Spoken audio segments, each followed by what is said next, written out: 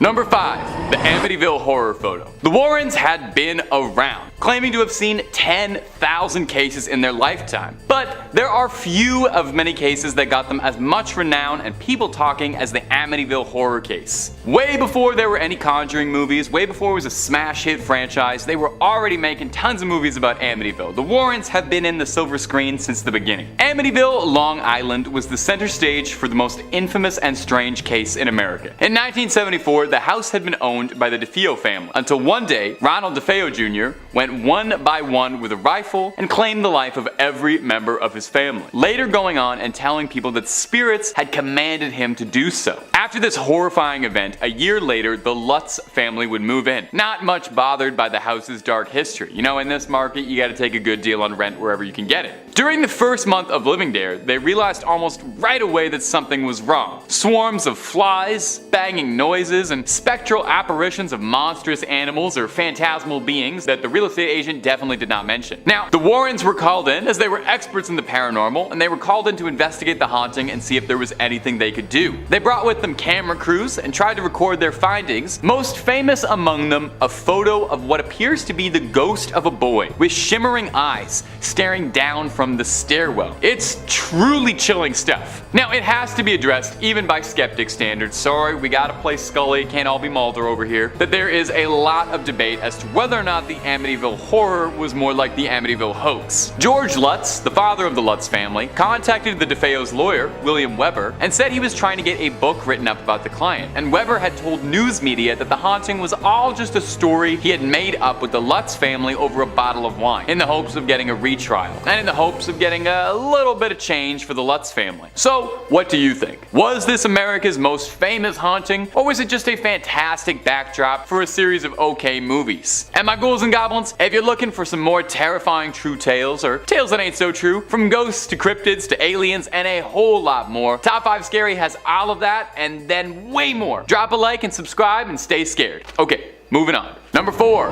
Enfield. Another very discussed case from Ed and Lorraine Warren's case files is the infamous Enfield poltergeist haunting. It served as the backdrop for the second Conjuring film, although the second Conjuring took a bit more liberties than the other films. There was no Crooked Man or Valak in the original haunting story, but it's still pretty interesting to listen to nonetheless. It captivated audiences worldwide after photos surfaced showing what looked to be the young Hodgsons being possessed and thrown about the room levitating. It was 6 years after the Warrens had investigated the Perron family haunting, all the way in Enfield, England. The Hodgson family had been living peacefully there, helmed by the single mother Peggy Hodgson and her 4 children. It was the summer of 1977 when the youngest members of the Hodgson family seemed to be being targeted by spirits. They saw the dresser of their bedroom sliding across the room as if a powerful invisible force was pushing it all around. They would hear constant knocking from all over. Now, the family called the police because they were worried that there had been a burglary, and when the officers arrived, they claimed that they arrived to a home where the furniture was free floating throughout the air. Pretty wild stuff. Now, over the course of a year, psychics, investigators, amateur, and all kinds of paranormal enthusiasts came to the Enfield house in the hopes that they would be able to figure out the haunting and crack the case. Of course, it goes without saying that if this many paranormal enthusiasts were all congregating in one place, Ed and Lorraine Warren were definitely there. They were certain they had their hands on a classic poltergeist scenario. Now, like I said, between the film and the true story, they differ pretty greatly in this example. Really, the Warrens were not terribly involved with the Enfield haunting that much at all. In fact, they were barely there for a few days even. Most of the investigators that had arrived to the Enfield property had kind of suspected that it might have been a hoax, or that things had been largely exaggerated or misunderstood and stretched by people involved. But the Warrens believed that they had a good, firm case on their hands. Now, unfortunately, we can't ask them, so we can only speculate. Was that because there was a real spirit, a real haunting, or is it just because they had the foresight and they knew that this was going to make a great script for an entry in a movie franchise someday?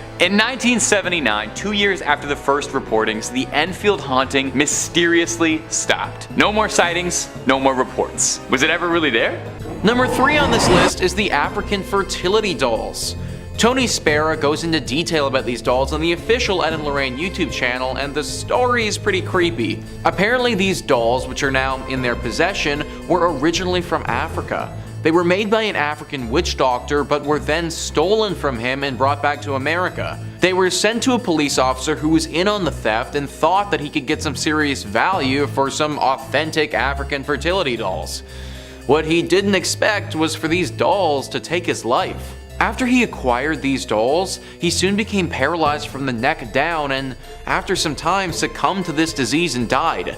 These dolls are cursed, and after stealing them from their respective owner, took the life of those who were responsible. Now they're in the museum, and Tony warns us on the YouTube channel about ever touching them, for a similar fate could happen to us. It's stuff like this that really flew under the radar during Ed and Lorraine Warren's time.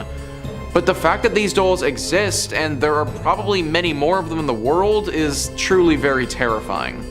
Number 2 on this list is the South End werewolf. Born and bred in the Essex seaside town of Southend, the first inkling of trouble came when William Ramsey was just 9 years old. Like any normal child, he was outside in his back garden when he began to feel strange. It was deep into one Saturday afternoon in 1952 when an icy blast of frigid cold swept over him. Perspiration froze on his skin and a foul stench came close to making him vomit. The bewildered youngster only had 2 things on his mind: running away to a life on the ocean wave and wolves. By this time he was close to the garden fence, and only the calls of his mother brought him out of whatever had gripped him. However, something else took complete control of him instead. Intense and pure rage had installed itself firmly within his psyche. Using this and the adrenaline-fueled strength he now possessed, he had uprooted a fence post with the fence still attached to it and was swinging it like a club. Not even his parents could easily remove the post with their bare hands. That was a passage written by Les Hewitt talking about the beginning of the Southend werewolf case. This incident was the beginning of a long road for Bill. For 15 years, though, he didn't have another episode until he started having dreams. Dreams that his wife would look at him and run off in fear after seeing him. These eventually ceased, but then 15 more years later at a party, it all came out. Apparently on the drive back home from this party, Bill lost it. He turned into a complete animal and the wolf came out. Scratching and biting at the driver, Bill had completely turned into a werewolf. His body changed too. His shoulders hunched, his nails grew to claws, his humanity had completely left him. The Warrens were then brought in to help him and had to perform several exorcisms to get rid of this werewolf presence. Think about this entire story though. Bill, to my knowledge, hadn't been bitten by a werewolf or had any extended exposure to one. He just became one. How scary is that? At any given point, I could just slowly start to develop werewolf-like characteristics and turn into a rabid super beast. I think that's why this case didn't get as much media coverage as some of the other ones. Just the fact that something like this could happen, and I mean, that could really scare the public. And finally, number 1 on this list is the Shadow Doll. So we already talked about some other dolls, but this takes it to a whole nother level. You know the horror movie franchise Chucky? Where the doll is possessed with a serial killer and it's out to get people, like that whole bit? Well, this doll makes Chucky look like the sort of thing you invite to your kid's birthday party. Yeah, it's pretty freaking bad. The Shadow Doll, for one, looks absolutely terrifying. It looks like this woman with a white face totally covered in black robes with chains and spikes sticking out of her. It's apparently made of bones and even has a human tooth in it. Now, even though this doll doesn't operate like Chucky and move around in the real world, it does something even more terrifying. Anytime you go to sleep, you aren't safe if the Shadow Doll has you in its sights. It's said that this grotesque looking creature will come to you while you're sleeping in your dreams and terrorize you. It isn't said to be a quick kill either, like this thing's pretty sadistic in how it haunts you. It will keep coming back over and over and over again until finally it terrorizes you to a point where your heart literally stops out of fear and you never wake up. Think about how horrible that would be.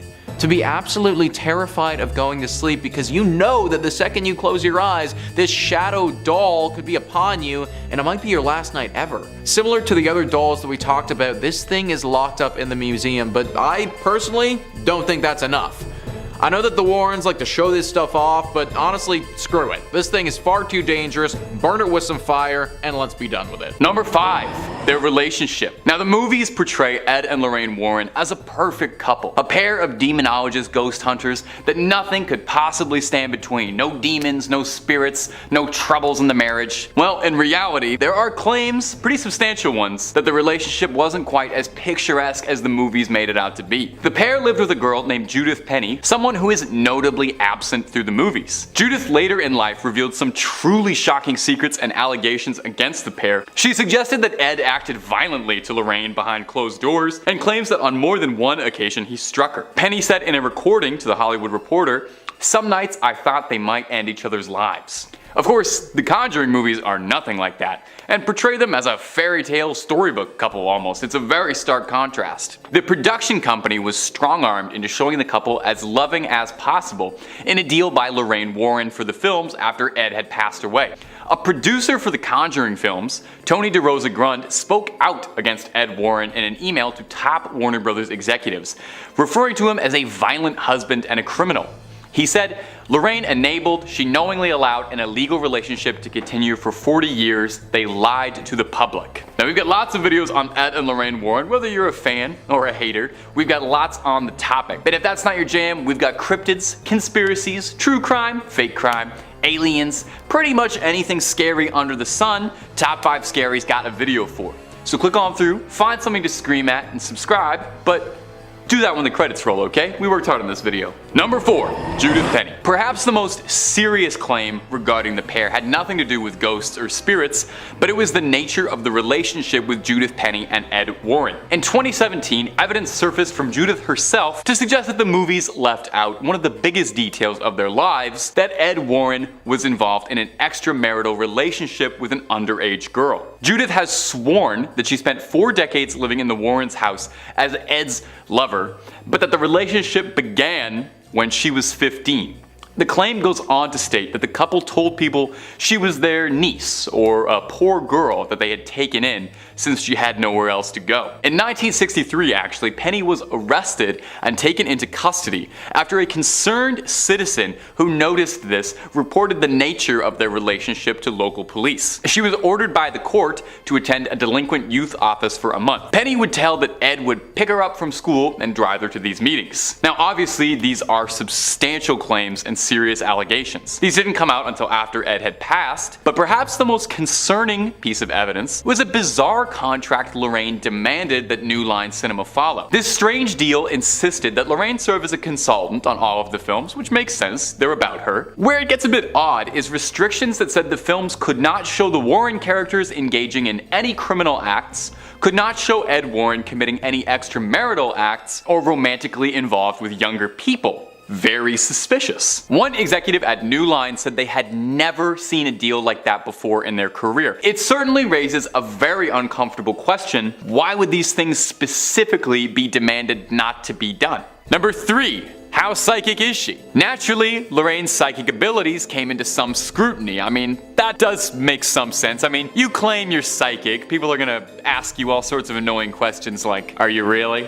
No one just trusts you. Interestingly, even Lorraine herself didn't fully believe in the paranormal until she made a career of it. In the beginning, Lorraine was wary of just about everyone they had met, and believed that the people who were reporting these hauntings or describing strange things in their home were just speaking with an overactive imagination, or were just making things up for attention. And save that point for later in the video, because that's gonna come up again. It was only after working several cases where she started to notice recurring trends between everything that they'd worked on and all the things that these cases were telling her, that she started to believe that what she was doing was real and there was a grander connection to it all. After they started to become more well known for their work on the cases that inspired The Conjuring or the Amityville Horror, there was some outcry from people who said that Lorraine was faking this and the two of them were faking it. So to quiet her critics, Lorraine had herself tested by a doctor named Dr. Thelma Moss, who is a parapsychologist studying abilities outside the human experience, researching things like extrasensory perception, religion, the spirit world, Lorraine went for extensive psychic testing, and the doctor had reported that Lorraine was an above average clairvoyant. Ooh, put that on the fridge. In the 80s, Lorraine and Ed were renowned enough as psychics that even law enforcement officers took note of it, and had actually requested for Lorraine Warren's aid on a string of missing persons cases, believing the help of a psychic would be just what they needed, a move that was seen as a bit controversial at the time. Number 2. Their relatives carry on their legacy.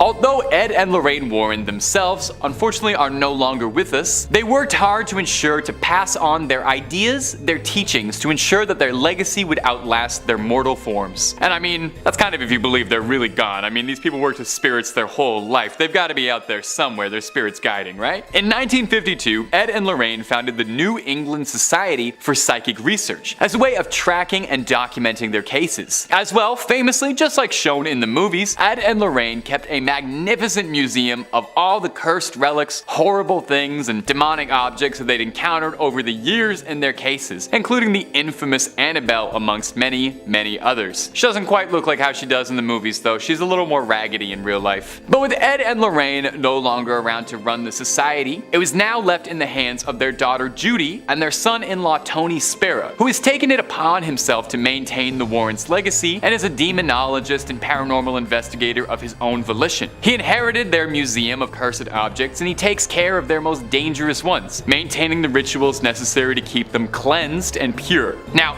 unfortunately, the museum is currently closed at the time of this video, but Mr. Spera is working to get it reopened to the public. Annabelle does tour though, if you're ever looking to catch her in your town. She's got a good agent, I guess, and she makes appearances all over at paranormal conventions. You can take a photo with her. She takes lots of photos with fans. She doesn't really answer too many questions though. She's not a big talker. Spera isn't the only of the Warrens' relatives trying to carry on their legacy, however. Their nephew, one John Zappis, who I've mentioned a few times on this channel actually, was inspired by stories and tales of his demonologist uncle as a boy and followed in their path, becoming a paranormal investigator himself and opening his own museum of haunted relics just outside of his home, just like his uncle. You gotta wonder if there's any members of the extended Warren family who don't have a museum of cursed relics and if they feel a bit left out. Zappis' museum, much like the Warrens, is blessed and anointed with holy water and monitored closely by a priest to make sure none of the haunted relics dwelling inside it worm their way loose. Number 1. Maybe it was all fake though. Well, it feels really wrong to end the video on this point, but it also felt really wrong to not mention it all either, and I thought it was either number 5 or number 1, and I settled on number 1 being a better ending. I believe any good skeptic or paranormal enthusiast must always ask themselves the toughest question when it comes to anything supernatural. Was it real, or were they just making it all up? Okay? Every Mulder needs a Scully asking those questions. It's been a long-running debate and discussion as to whether or not Ed and Lorraine were really demonologists, or if they were just a pair of very charismatic storytellers, and it was a bit of a complicated ruse to sell a bunch of books and get some movies made. Now, since the Warrens have passed, several stories and more doubt has begun to creep out, decrying the Warrens as nothing more than grandiose storytellers. For one example, the lawyer in the Amityville horror case, who was representing Ronald DeFeo, the assailant who slayed his family, admitted that a majority of the story involving the infamous haunting was all just that, just a story generated under his own admission that he made up over a bottle of wine with the Lutz family. That's the family that moved into the alleged haunted house, as a way of cooking up the story a little bit in the hopes of getting a retrial for Ronald DeFeo. Another example that came out was the haunting in Connecticut case. Very famous case. The Warrens wrote a book on it. There were a few movies made. The Warrens' book detailing their experiences with that case was called In a Dark Place. It was co-authored by Ray Garton, who was a horror novelist who was asked to help out and punch up the novel a little bit. Garton had a bit of an issue though, because he said when he was interviewing the family involved in the case, he found that their stories didn't match up, and frequently they were contradicting each other describing the haunting. Garton asked Ed Warren for advice on what he should do about it, and Ed gave him this response saying, "Oh, they're crazy. You've got some of the story, just use what works and just make the rest up and just make it scary." Or what about the Enfield case, the basis for the second Conjuring film, which was greatly exaggerated exaggerated, as the Warrens only arrived for a single day, uninvited, and were then sent away by the family. Ed Warren told another investigator working the case that we could make some serious money off of this one. And seeing how much money the Conjuring franchise has made, well, it seems like you don't need to be a psychic to see that maybe the truth was getting in the way of a good story just a little bit. Real or not, you cannot deny that the Warrens have a lasting legacy, an entertaining one, and are fascinating to read about. And no doubt we'll be discussing them on this channel and in the world larger for years and years to come. Number 5.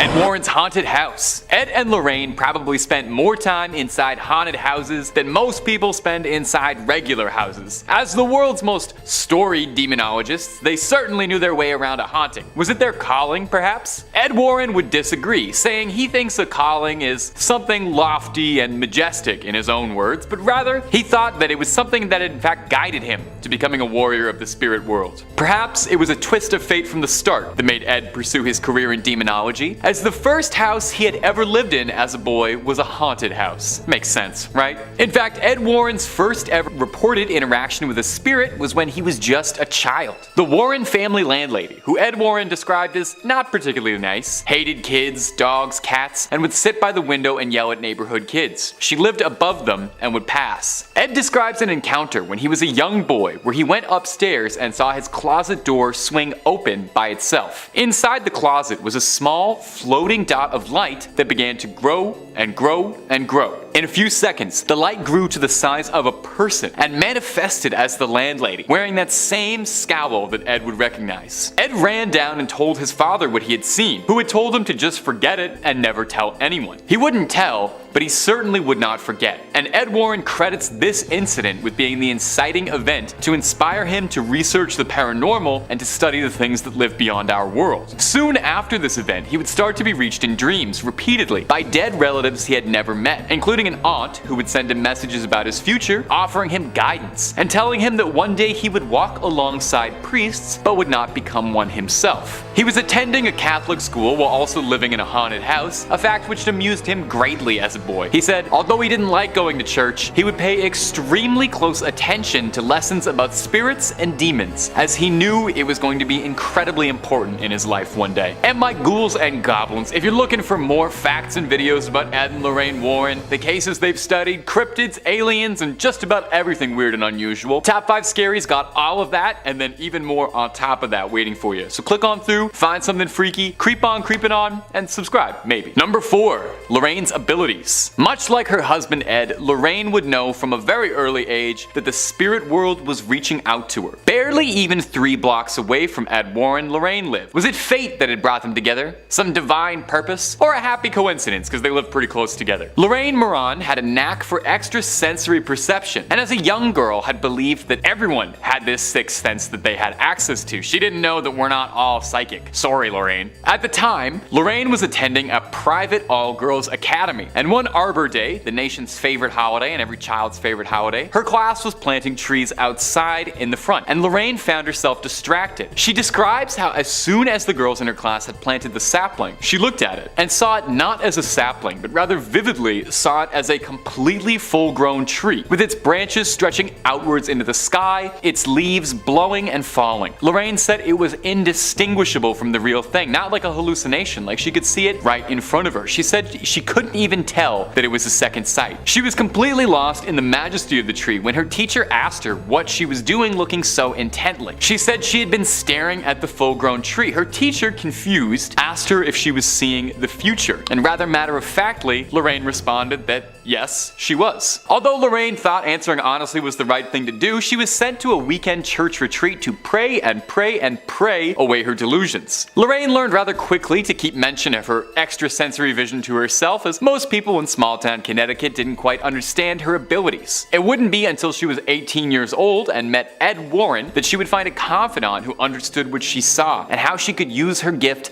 to help people. Number 3. The Shadow Doll. When you enter the Warrens' haunted museum, one of the first things you'll see is this frightening little doll, affectionately dubbed the Shadow Doll. It's made of bird feathers and real human teeth. Oh, that's just lovely, thanks. It's currently owned by Tony Spera, the son-in-law of the late Warrens and the current proprietor of the museum. He offers a little bit of insight into the doll's unique history, saying it was originally acquired at an antique shop where it was being sold with the owner unaware of the doll's negative energy, which I feel that is totally on you. You're running an antique store and you're not a little bit concerned that someone came to you with a doll with real human teeth and bird feathers? I feel like you don't need to know that much about the occult or to be a big horror movie guy to know that is definitely cursed. If somebody comes in and drops a doll off at your store that has human teeth, your first response has to be to chuck that thing in the ocean, not put a $14.99 price tag on it. Oh, anyway, Spera claims the doll has an insidious little gift inside of it, and that's if you take a photograph of the doll and then the photo develops, you write a curse that you'd like to inflict on the back of the photo, and then you send it to your victim. The person who then opens the envelope and sees the doll in the photo will invite the curse into your home. And I know what you're worrying about right now. Are you cursed right now watching this video?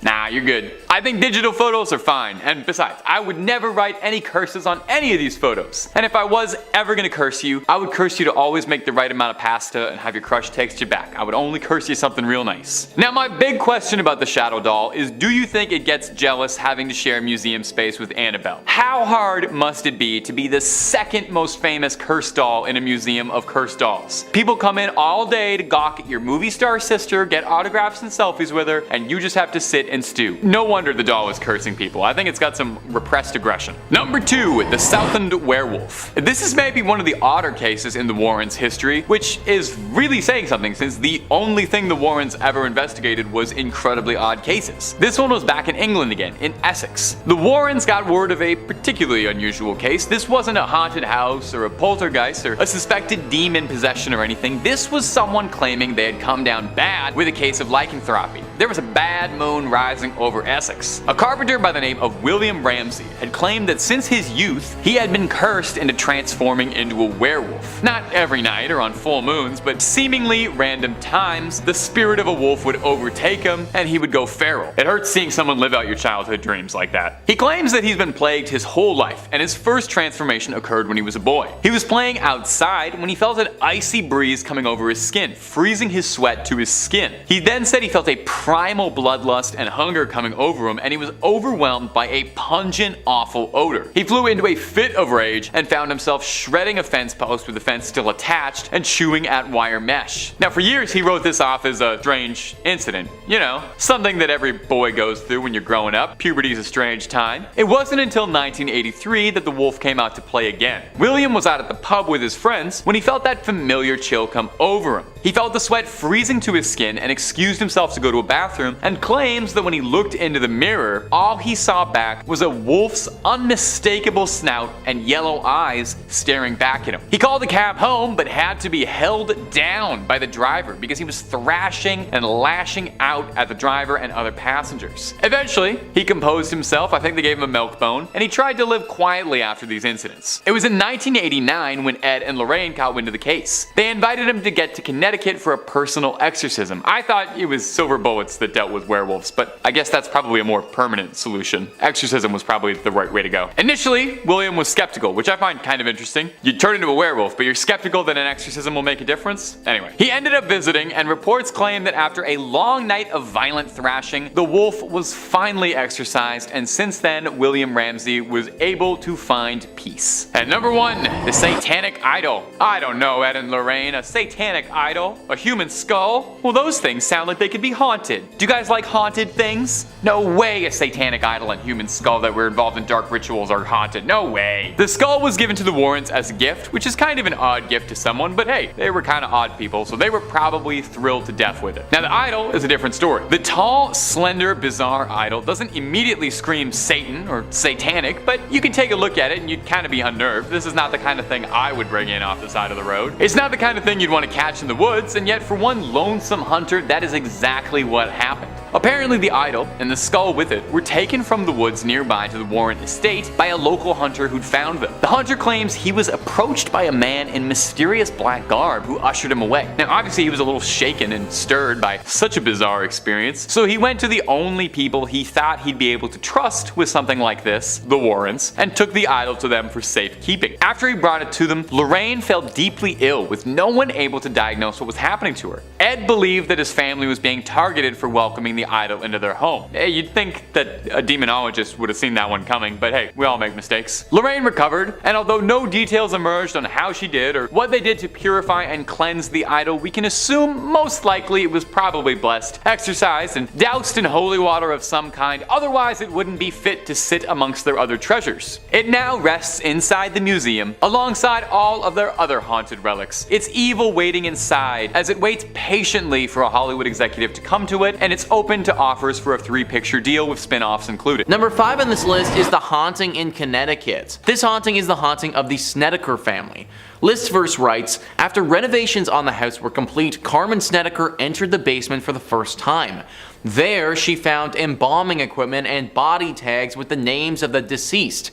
The family soon realized that the house was infested with demons. Carmen witnessed the water in her mop bucket turn a different color. She recalled the mop water was blood red. I mean a deep, deep red. It made my skin crawl. The middle son said the lights were coming on and off and on and off even though there was no bulbs in it. Ed and Lorraine Warren assisted in performing an exorcism on the house, which has brought closure to the family. Since then, no further paranormal activity has occurred. The Snedeker family remained in the house for 2 more years before they relocated to Tennessee. So guys, all of this is well and good, and it's what the Warrens want you to believe. Is it true? Probably not. You see, they had someone come in and write a book about the events that happened here. He went in and interviewed the family multiple times, and it turns out that they couldn't keep their story straight at all. They were all over the place, and it felt like nobody actually knew what happened. Then he went to Ed and told Ed that he can't write this story because nobody has any idea what actually went down. And you know what Ed said? Just make it up. That's literally what happened, guys. The story about this place is just made up, and it was probably never even true to begin with. Also, while literal mop buckets were filling up with blood downstairs, the upstairs neighbor was totally fine and just living their life. Seems kinda strange that the demonic possession would differentiate between floors, but I guess that's what the Warrens want you to think. Number 4 on this list is the Vampire Girl. Now this is one of those cases that, if it's true, doesn't get enough of the limelight. The Warrens have dealt with werewolves before, and we actually looked into the South End werewolf and what it's all about in one of our previous videos. But this vampire case, it never really gets talked about. The Warrens were brought in to deal with an 18-year-old girl who was going down a path of vampirism. This girl was very interested in death and the underworld. She started performing satanic rituals by herself and, as you'd expect, ended up becoming possessed. The possession was clearly vampiric in nature, and the demon was hungry for blood. It's said that she would wait in cemeteries for unsuspecting victims and then attack them right when they got there. It was reported that 16 people were bitten by this girl, and she would actually drink their blood. To my knowledge, nobody was killed, but there were obviously some pretty serious injuries involved. Now what strikes me as odd is why this case hasn't been discussed more. It almost feels a bit like a secret because it's never brought up and largely forgotten about. Yet, when you consider what actually happened and the events that transpired, this is one of the most shocking things they ever did. The fact that we don't bring up this case and talk about it more actually leads me to believe that if there is any truth to be had in the Warrens' exploits, it might be here. Maybe they were actually trying to protect the world from the truth here. The truth that vampires are potentially real. Number 3, the Skeptical Society. I think a little healthy skepticism is good for all of us, even on a paranormal channel. I watch paranormal stuff every single day of my life, but I like to approach it from a skeptical angle. What can I say? I'm more of a Scully than I am a Mulder. The New England Society for Paranormal Research isn't the only group in New England that was involved with the Warrens. Enter the New England Skeptical Society, existing as a bit of a rival to the Warrens. The Skeptical Society existed to uphold the tenets of science and reason versus paranormal speculation. The founder, one Stephen Novello, was a prominent neurologist and professor at Yale School of Medicine, and he did not think particularly highly of the Warrens. He was quoted saying, "You meet them, and oh my god, you realize the guy had no idea what he was doing, didn't know the first thing about anything relevant to paranormal investigation or ghost phenomena." He was adamantly not a fan of the Warrens at all, even going so far as to decry their museum of the occult and cursed objects, referring to it as little more than off-the-shelf Halloween junk, dolls, and toys. Now, the Warrens refused to allow the skeptical society to shadow them on a case or investigation, numerous times apparently, with various excuses each time. When sufficiently questioned about it, Ed Warren responded, "You can't have scientific evidence for a spiritual phenomenon." An outright investigation by the society printed in a newspaper read, "The Warrens claim to have scientific evidence which does indeed prove the existence of ghosts," which sounds like a feasible claim into which we can sink our investigative teeth. Now, what we found was a nice couple. Some sincere people, but absolutely no compelling evidence. Number 2, the White Lady Ghost. Continuing on with the skeptical society, the frequent detractor of the Warrens, many critics of the Warrens have noted their consistent lack of evidence for their cases. They've got a museum of cursed objects and haunted relics, but they don't seem to have any actual hard evidence of ghosts. The most prominent bit of evidence that they've ever put forward was a photo from the Amityville horror case allegedly depicting a ghost descending a staircase, but there is a lot of evidence to suggest the Amityville case was a fraud as a whole, and should probably be questioned reasonably. One infamous ghost Ed Warren claimed to have seen was that of the White Lady Ghost, a ghost dressed in all white that haunted the Union Cemetery. Stephen Novello repeatedly questioned Ed, saying that if they had this video footage of a ghost somewhere, that it doesn't make sense why you wouldn't release that footage publicly to silence any critics or doubters. Eventually, Stephen was invited to the Warrens' home to watch the tape and was sufficiently unimpressed. Why don't you take a little listen to his review after watching the clip. The piece de resistance of the museum is Ed's video of the White Lady of Union Cemetery in Easton, Connecticut. We've only been allowed to view this tape in the Warrens' home because Ed refused to give it to us to analyze, a common theme in our investigations. The tape shows a white human figure moving behind some tombstones. Like videos of UFOs, Bigfoot, and the Loch Ness Monster, the figure is at the perfect distance and resolution so that a provocative shape can be seen, but no details which would aid identification. Ed Warren has not investigated this video with any rigor and refuses to allow others to do so. Despite Ed's insistence that he was engaged in research, he continued to jealously hoard his evidence rather than allow it to be analyzed. Now, detractors like Novella have suggested that the footage in question has been faked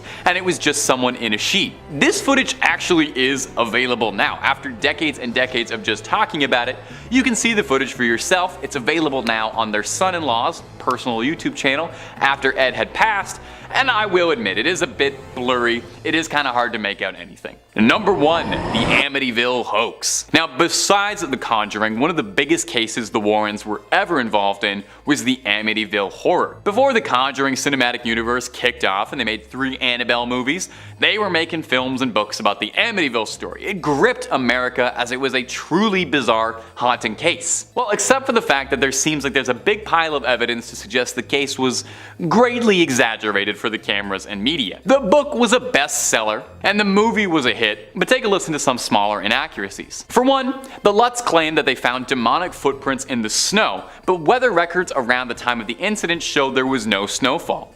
The book and the film also both refer to police being called to the house, but no records show that police were ever contacted during this time. Perhaps most incriminating is William Weber, who is the attorney for Ronald DeFeo, has claimed multiple times that the entire story was all a hoax collaboratively created between the Lutz family, novelist Jay Anson, and the Warrens. This wouldn't even be the first time it seemed like the Warrens were more interested in a good story than the truth. The Haunting in Connecticut story was written into a non-fiction novel by Ray Garton, a horror novelist who was commissioned by the Warrens to tell the story. He claims that he found the experience very frustrating as an author because while he was trying to report on the story, the Snedeker family involved in the case could not keep their details straight and were providing several conflicting stories. He pressed Ed Warren on it, and Ed told him, "They're crazy. All the people who come to us are crazy, that's why they come to us. Just use what you can and make the rest up. You write scary books, right? Well, just make it up and make it scary. That's why we hired you." Number 5 on this list is the Dark Magic Doll.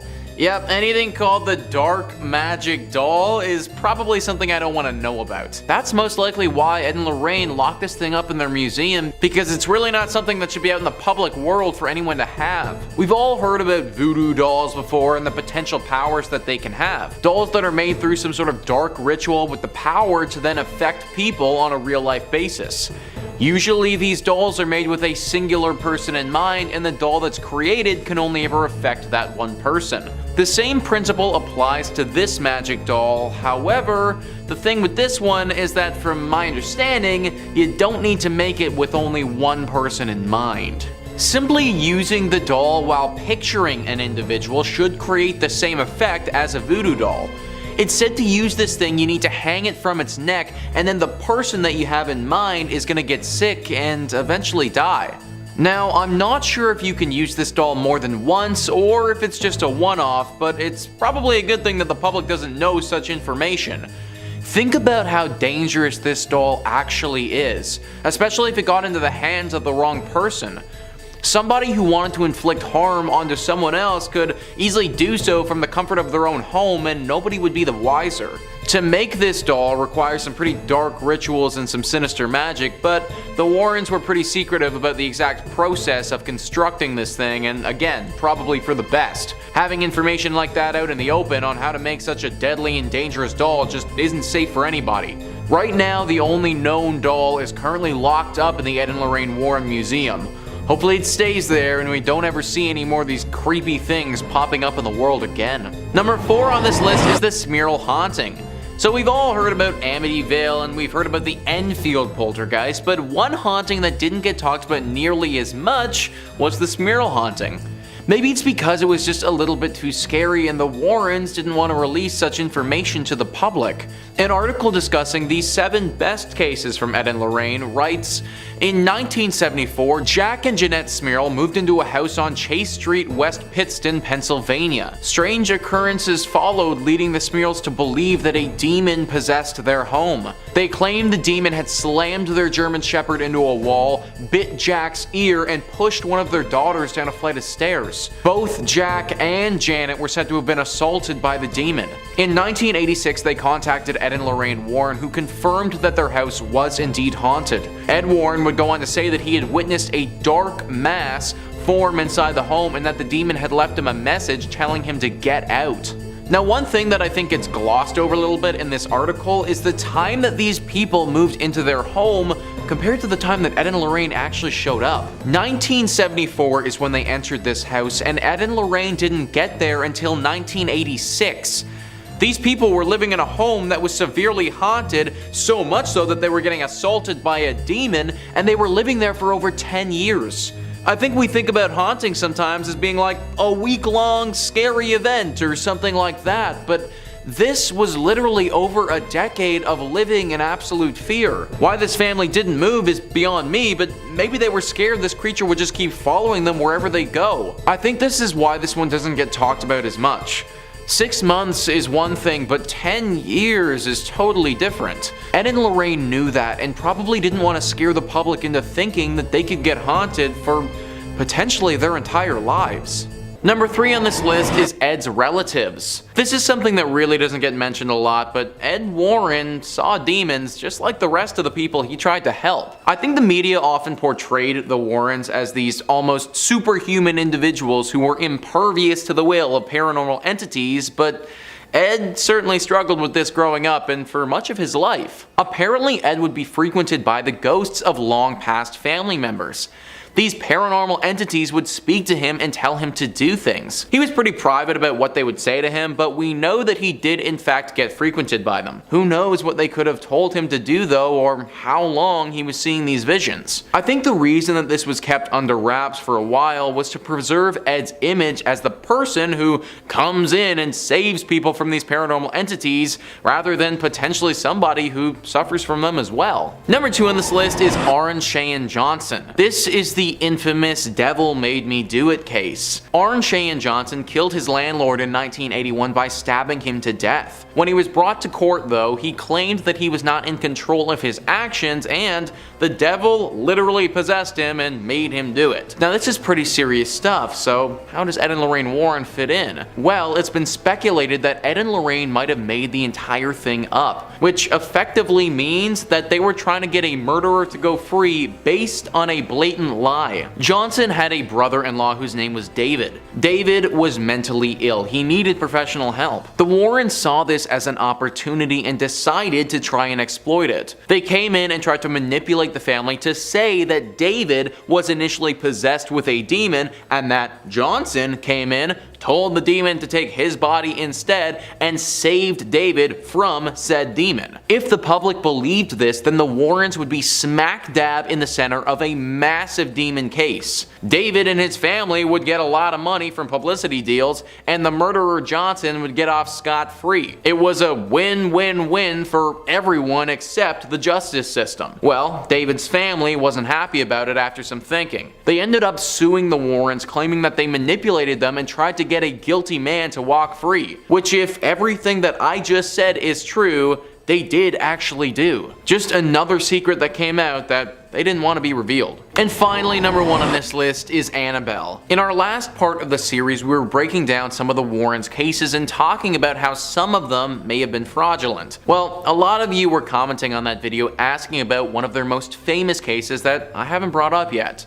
Annabelle. The Annabelle doll is one of the most widely known cases that the Warrens participated in and would probably be on most people's lists when it comes to the creepiest dolls to ever exist. This doll even inspired the creation of a horror franchise of the same name that's had 3 separate installments in it. Pretty good notoriety for an inanimate object. Or maybe inanimate is the wrong word when talking about Annabelle. The legend began back in the 1970s when a young nurse named Donna received the doll as a gift from her mother. The doll took up residence on her sofa and at first was a nice and calming little plush toy that had nothing demonic about it at all. Soon things started getting a little bit weird though. Donna would go to work and find things out of place or doors open that weren't that way when she left. Then her and her roommate started finding notes around the apartment. Tiny little scribbled notes on parchment paper that would read, "Help me." Finally, it all came bubbling up when Lou, Donna's boyfriend, was in her apartment one afternoon by himself. The most common version of the story says that he was napping and then woke up to the doll literally trying to kill him, strangling him until he finally had enough strength to throw it off of him. Apparently he even had several scratch marks on him for a few days, but then they went away after that. This is when Ed and Lorraine entered into the mix. They took the story and absolutely ran with it. Apparently as they were taking this doll, which they had determined was possessed,